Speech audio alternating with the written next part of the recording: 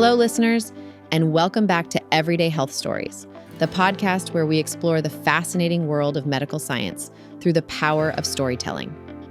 Today, we're diving into a topic that might just have you rethinking what's in your medicine cabinet: vitamin D and calcium supplementation for bone health. Are they really doing what we think they are? That's a great way to frame it, Anna. You know, we've been told for years that these supplements are essential, especially as we age. But what if I told you that for most healthy adults living on their own, what we call community-dwelling adults, the benefits might not be as clear-cut as we've been led to believe? Wow, that's surprising already.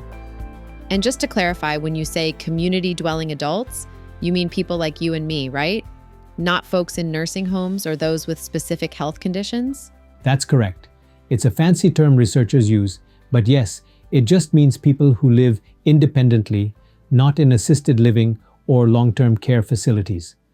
These are adults who are generally healthy and don't have severe conditions like osteoporosis or vitamin D deficiency diagnosed by a doctor. Got it. So basically, people who might grab a multivitamin at the grocery store and think, this will help me stay strong and avoid fractures. That's the idea. And the logic behind that belief makes sense. Our bones need calcium, and vitamin D helps our bodies absorb calcium effectively. But here's the kicker. When we look at the research, like the study done for the U.S. Preventive Services Task Force, it shows that routine supplementation for these healthy, independent adults didn't significantly reduce the risk of fractures. No way. I mean, I always thought, well, better safe than sorry, right? Just pop a supplement and you're covered. But it sounds like that might not be the case. It's such a common mindset, Anna, and I totally get it. But what the research suggests is that for people without specific risk factors, like a history of fractures, osteoporosis, or diagnosed vitamin D deficiency, taking these supplements might not provide much added protection. Okay, let me just process this. We're talking about all those ads, all the advice about how we need calcium to build strong bones and vitamin D to absorb it. And you're saying it's not making a huge difference in preventing fractures?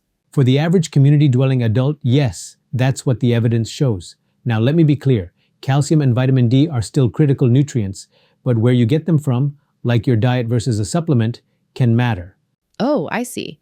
So if I'm eating like a lot of dairy or leafy greens, or even getting some sunshine for vitamin D, that might actually be enough? Yes, and honestly, it's not just about getting enough, it's about balance.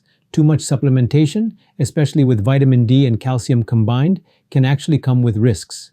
Risks? Okay, now you've got me on the edge of my seat. We have to get into that.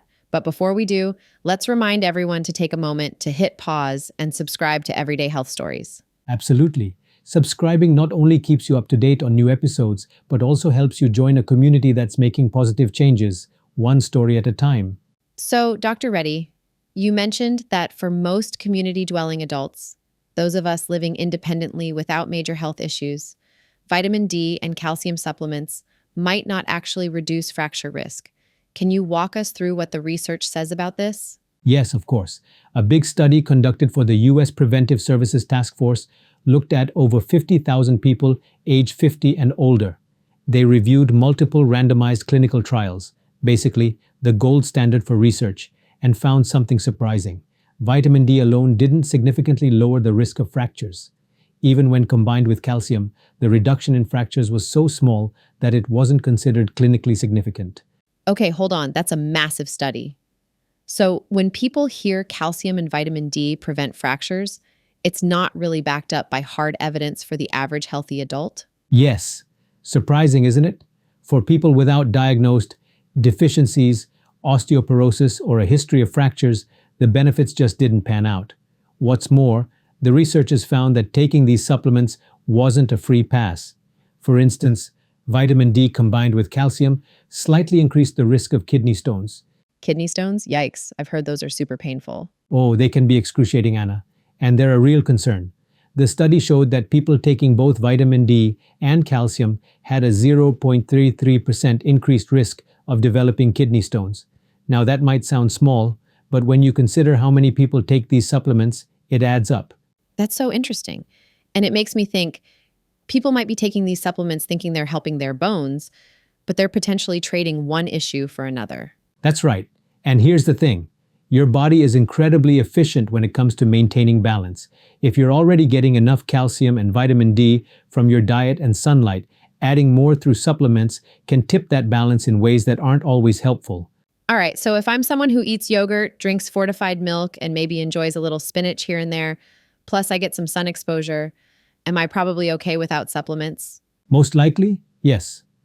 A well-balanced diet can provide a good amount of calcium.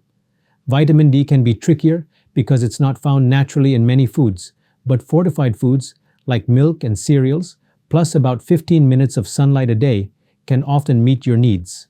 And what about people who don't get much sun? Like, if you're always inside or live in a place that's cloudy all the time? Great point. That's where targeted supplementation might help. If you have limited sun exposure or specific health conditions that affect how your body absorbs nutrients, a doctor might recommend supplements. But the key here is that it's personalized, not a blanket recommendation for everyone. So it sounds like a one-size-fits-all approach really doesn't work here. Not at all. And another nuance is how supplements interact with other factors. For example, older adults with reduced stomach acid might not absorb calcium as efficiently, so they might benefit from a different form of calcium supplement. But again, these are situations where a healthcare provider should guide the decision. I love how you're breaking this down, and it's not just about what you take, it's about how your body actually uses it. Precisely. For instance, calcium works best when taken in smaller doses throughout the day, rather than one big dose. And vitamin D is fat-soluble, so taking it with a meal that contains some healthy fats can help absorption. That's such a good tip. I feel like so many of us don't think about how timing or what we eat affects how supplements work. And there's one more critical point to mention. While supplements might not significantly reduce fracture risk for healthy, independent adults, they can be life-saving for people with certain conditions. For example, someone with severe osteoporosis or a documented vitamin D deficiency might absolutely need them. Okay, so there are definitely cases where they're essential, but for most of us, it's better to focus on diet and lifestyle first. That's the bottom line. Good nutrition, regular exercise, and maintaining a healthy weight are foundational for strong bones. Supplements should fill gaps, not replace those basics. All right, listeners, we're about to dive into the final segment where we'll talk about practical tips for supporting bone health without overdoing it on supplements. So far, we've learned that for most healthy, community-dwelling adults, vitamin D and calcium supplements might not be the magic fix for preventing fractures. And in some cases, they might even come with risks, like kidney stones. Dr. Reddy, let's round this out with some practical advice. What can people do to maintain strong, healthy bones without over-relying on supplements? First and foremost, the foundation of bone health is a nutrient-rich diet and an active lifestyle. Let's start with diet. Your body needs calcium and vitamin D, but it's best to get them from natural sources whenever possible. Okay, so what are the best foods for calcium? I know dairy gets all the credit, but are there other options? Dairy is a fantastic source: milk, cheese, yogurt. But for those who are lactose intolerant or prefer non-dairy options, there's a lot to choose from. Leafy greens like kale, collard greens, and bok choy.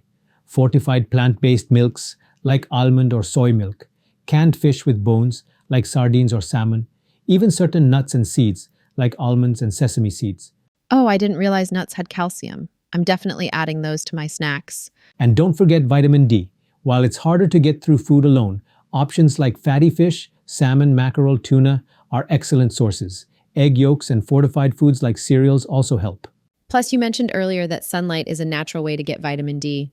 How much sun are we talking about? Just 10 to 15 minutes of sun exposure a few times a week can make a difference. That said, if you live in northern regions or have darker skin, your body might produce less vitamin D from sunlight. That's when a healthcare provider might recommend a supplement tailored to your needs. So sunlight, a balanced diet. What about exercise? I've heard it's just as important for bones as nutrition. You've heard right. Weight-bearing exercises like walking, jogging, or dancing help build and maintain bone density. Strength training is also excellent because it places stress on your bones in a healthy way, signaling them to stay strong. I love that. It's like giving your bones a little workout too. That's right. And let's not forget balance exercises like yoga or tai chi, which can reduce the risk of falls as you age. Preventing falls is just as important as building strong bones. That makes so much sense. So we're talking about a full circle approach. diet, exercise, and lifestyle. But Dr. Reddy, what if someone already has a higher risk of fractures or has been told they have weak bones? In those cases, supplements might be necessary, but only under medical supervision. For someone with osteoporosis or a known vitamin D deficiency, supplementation can be crucial. However, it's important to monitor doses and avoid over-supplementing, which can cause more harm than good. That's such a good reminder. I think people sometimes assume if a little is good, more must be better. But that's not always true. No, not always. Over-supplementing with calcium, for instance, can lead to kidney stones or even cardiovascular issues in some cases. Moderation and guidance are key. So the takeaway here is to focus on a healthy, balanced lifestyle and only use supplements to fill in the gaps if needed, right? You nailed it. Supplements should never replace the fundamentals: good nutrition, regular exercise, and maintaining a healthy weight. And always check with your healthcare provider to figure out what's best for you. I love it. Before we wrap up, Dr. Reddy, any last words of advice for our listeners? Yes, don't underestimate the power of small, consistent habits. Adding a daily walk, eating a little more leafy greens, or spending a few minutes in the sun can go a long way for your bones. And remember, it's not just about avoiding fractures, it's about building a strong foundation for overall health. That's such a positive note to end on. Thank you, Dr. Reddy, for all the insight today. I feel like I've learned so much. My pleasure, Anna. This was a great conversation. And thank you to our listeners for tuning in to Everyday Health Stories. Please do remember, this podcast is for informational purposes only. It's not a substitute for professional medical advice. Always talk to your healthcare provider about your specific needs. All right, everyone, until next time, stay curious, stay healthy, and take care of those bones. Bye for now.